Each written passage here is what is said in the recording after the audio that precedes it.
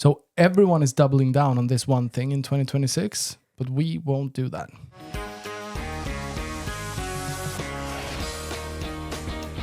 So, in this episode, we are going to break down our 2026 marketing plan. We're going to give away what we will stop doing and what we'll prioritize this year and why.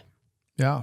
And I'm excited. I'm excited to wrap up this year. And I am super excited about 2026 because it's going to be clean. It's going to be all the things that we teach. You know, we've done a major cleaning work. The entire half of 2025 have been cleaning out, tidying up, making sure that our books are in order, making sure that our funnel is in order, that our motivation is in order, that our health is in order, all of those things. It's just been cleaning. I want to emphasize how important it is, for me at least, in order to have fun while running this business. Yeah. I'm just going to stick to the numbers and what the numbers have been saying to us this year and really looking into what have we learned from what we've been seeing in those. And that has been quite an interesting job to do in order for us to build up what are we working towards in 2026. Yeah, I just want to emphasize that it's been a rough couple of years. First of all, the market, the coaching industry has changed dramatically in just the last 2-3 years. I feel different going into 2026 than I felt going from 2024 to 2025. And I think that's way more interesting that what's going on in the world, because I don't want to buy in on the belief that things is hard because of what's going on in the world. So it's about adaptation. But what I do see and feel is that we've had it hard. It's been a hard year for us. Here's my comfort in that. If it was just easy for us and hard for our clients, then we would be assholes and do something that we're not teaching. Yeah. It's just business. Sometimes it's fun and sometimes it isn't as fun. I don't remember. I've had so much fire inside of me and so freaking ready to do something in the business as I am right now. I'm so ready for next year. I'm so excited for the new year. And it boils down into simplicity because it's been hard. We've made all the mistakes so that our clients doesn't have to. You listening to this, looking into your marketing plan for 2026, make sure that simplicity is the header of anything and everything that you're about to do. The biggest problem is if we don't have a plan. We are going into 2026. If you're going into 2026 without a plan, well, you're probably going to get the same result as you have in 2025. And can we please distinguish what is a plan? A plan is not an emotion. No, and it is not a feeling. It's not an idea.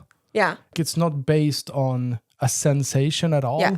It's something that is drafted with KPIs and with numbers. The language of business is numbers. So there's some things that we're going to change because we've been looking into the numbers. And we made a deal, you and me, we made an agreement early in December where we said next year is going to be one main focus. And that one main focus is simplify, simplify, simplify. I think a very healthy thing for us has been cleaning out. And I'm sorry for interrupting you, but I want to emphasize to why simplicity is so important.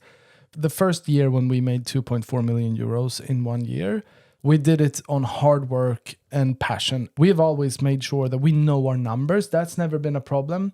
But what we did was that we worked really hard. And that was the reason why we got to that point. And then we realized, okay, if we want to go from here to our next level, whatever we decided that is, we need systems. We need something that can back us up. And the moment you implement systems with just hard work and passion, and then what happens is that you create complexity. And that complexity makes it impossible to navigate to go beyond those 2.4 million euros. In order for us, we can easily do that again, go back and just work really hard and make a lot of money. The point is that we need to simplify so that we can support the systems in helping us to grow the business beyond. Yeah. And what happens when we do that is that we build in simplicity. It's easier to run, it's easier to navigate, and we can focus more on the stuff that we think is fun. We can have fun again with our business. Let's break it down so it makes sense, because simplicity is just a word. But what does that mean in our world? Let's break it down. Some of the things that we learned in 2025 was that we have been holding on to old things half-heartedly because we used to do it. this is crazy because if I'm asking people what we got known at, this was our main funnel. We made 5 millions using one platform alone. But we are actually letting go of that platform right now because we made our first 5 millions just organically using Facebook. But we are actually leaving Facebook now, not because we have a beef with Meta or Facebook, we don't. But in the last 6 months, it hasn't been on a priority for us. That was our main things in the beginning, was having a Facebook group.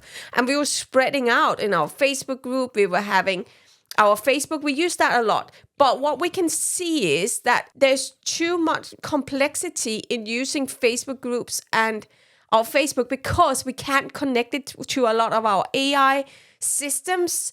We can't automate the things we want to automate, which means that every time we can do something automated on Instagram.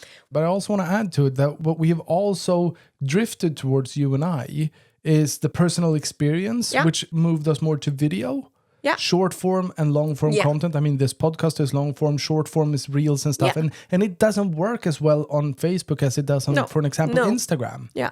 Because we're focusing more on like allowing people to get to know us better, get a sense of who we are in a more natural state. And when we're just navigating business like day to day, video works better, and video works better on different platforms than Facebook. So it's also a kind of natural kind of pivoting. Yeah. We know a lot of coaches who makes a lot of money using Facebook. This is not an episode about you should not use Facebook. Oh, no. Absolutely not, because it depends on your business. It depends on the stage you're at, your business, and who you are as a person, and what kind of content feels better. It depends on where your audience is. It depends on a lot of different things. But since we want to run our business based on data, you installed a tool that scrapes our Instagram for automatically downloads all the data points that are interesting, the peaks and engagement, and it cross measures a lot of different stuff.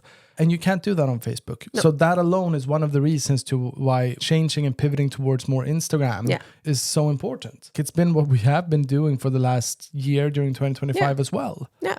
Bye-bye, Facebook. We had a good time. And it's time to say goodbye. And you might still see some ads on Facebook. Absolutely. We'll still use ads. So another thing we learned a lot.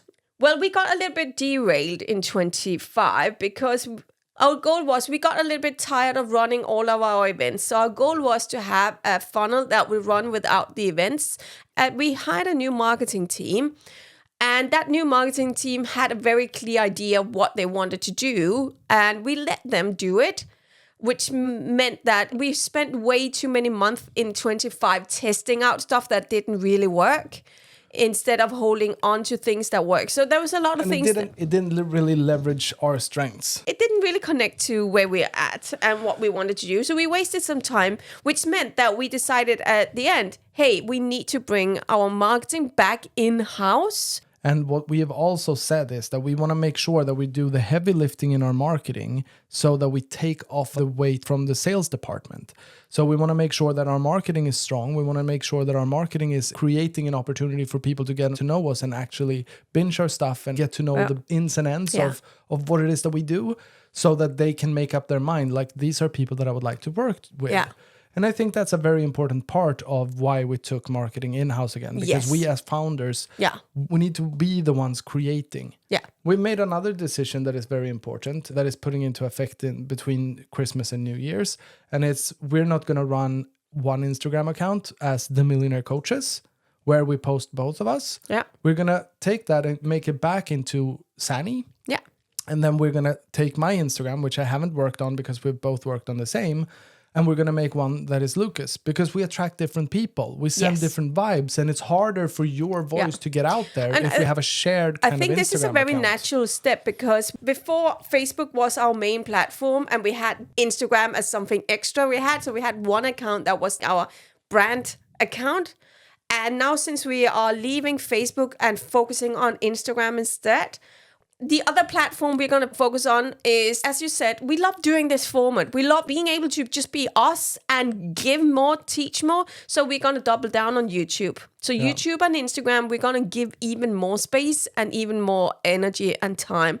And we really want to say to every one of you who subscribes, who listens to, who gives us thumbs up, we appreciate you guys. Yeah, it means a lot to us. It really, really does. Last event that we had a bunch of people that actually said, yeah, I've watched your podcast. And we're like, that's so cool. Because it's one thing to meet our clients, because we meet them every week and we know that they engage. We know where our relationships are. It's really, really cool to see that we are connecting with people beyond the people that we can see. Then there's another thing that has been working this year and we're going to do way more of, and that is our lead gen magnets. Our lead gen magnets, we're going to do way more of that in 2026. We've been running those. It works really well with us running the ads. It works really well with us running the boost ads on Instagram as well. So we are building up our email list. We're also going to prioritize more next year is our emails. Yeah. We took back our emails because we had our marketing team writing our emails. We took it back in August and oh my God, that made such a huge difference. We doubled our click-through rate. We are not losing subscribers the way we used to do. No. We're always going to lose subscribers. That's but it's fine. not- We're connecting with our audience in another way. And it's such an important part. And the reason for you listening to this, figuring out your marketing plan, the most important part is there are two things. Number one, don't hold back your punches. Yeah. Super important lesson. You need to dare to cut through the noise and you need to risk dividing the audience in agreeers and disagreeers. Have opinions. Show where you're certain and show what you stand for and also show what you're against. So don't hold back your punches is one of them. The other part of it, your voice. You can't outsource your voice. And if we're looking at all the AI development and the advancement with AI and what AI can do for you, and we have ChatGPT and 1,000 tools for creating videos, and you don't even need to be in the video anymore because AI can create it with your voice. Yeah, it can replicate and make it sound like you, but it can never think like you, and it can never put the words together the way that you do. So it can never be you. I think this is so interesting because this is actually one of the reasons that we made this plan, because we can see the market is going more and more AI. AI ads, AI videos, AI this, AI that. What we do, AI wife, AI husband. Like it's for so real though. What we've chosen to do is go more into places where you can see it's us. This is literally going to be us. We're going to do even more content on YouTube, but we're going to give away even more practical training, because that's what I think we've not been good enough at showing how freaking practical everything we do is. Yeah. So we're going to give away way more of that in our marketing in 2026 and be more what we love doing as coaches. We love giving. We love training. We love helping. What I tell my clients is that give away your best stuff. Yeah. Because people are going to judge you for it. Yeah. So make sure that it's great.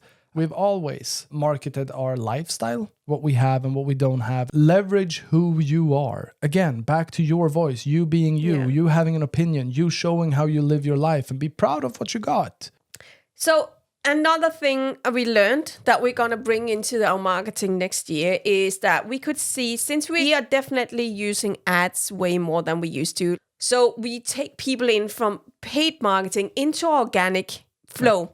And some of the biggest things that we're changing next year or focusing more on next year is, first of all, that we are doing it more simple top of funnel. In the top of funnel ads, meaning getting people into the funnel, we are doing it with those things that is the cheapest top of funnel ads, meaning our lead gens, because it's been too expensive to fill up events and stuff from top of funnel. When we want to get market into funnels that are more sales conversion driven, our BSL funnel and our workshop funnel, we're going to continue with workshops monthly in 2026.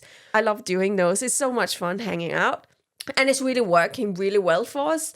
But top of funnel is quite expensive. And it's not just expensive. It's also expensive on the sales end, which means that we need to put a lot more effort into the sales calls and the sales process, because they haven't known us long enough. Yes. Or long enough. It's not even about long enough. It's the way that they came into the funnel. Yeah. we need to make sure that we're building a closer relationships to the people who aren't our clients yet. Take control and steer your business to where you want to end up. So we are really looking into and doubling down on speed to lead. When people are coming into our funnel, be faster at getting in touch and make sure we are not losing leads behind different steps inside our funnels. That is one of the big things we're doing. Efficiency in our funnels, simplifying our workflows, keep measuring the data, be more natural, more marketing that is person-driven, showing us more, and doubling up on everything that we can see. When we see the numbers are the right numbers we want to have, we invest even more into that. We're not adding more different things, but we are investing more into those things. Yeah, and how do we know it works? Data indicates it works. But the basic thing, no matter where you're at right now, I hope this episode was helping you. I know a lot of things we're doing if you are right now stuck below 10K, but you should be focusing on what will work for you. If you want our help to really look into your funnel, where you should be focusing, reach out to us. Yeah. Reach out to us. Send us a DM in Instagram and just write scale, and we'll have a chat about looking into your funnel. What's working, what's not working, where should you be focusing? But we want to give you one thing. Because the most crucial thing in your business, in order for your business to move, is making sure you have high conversion rates in your sales process.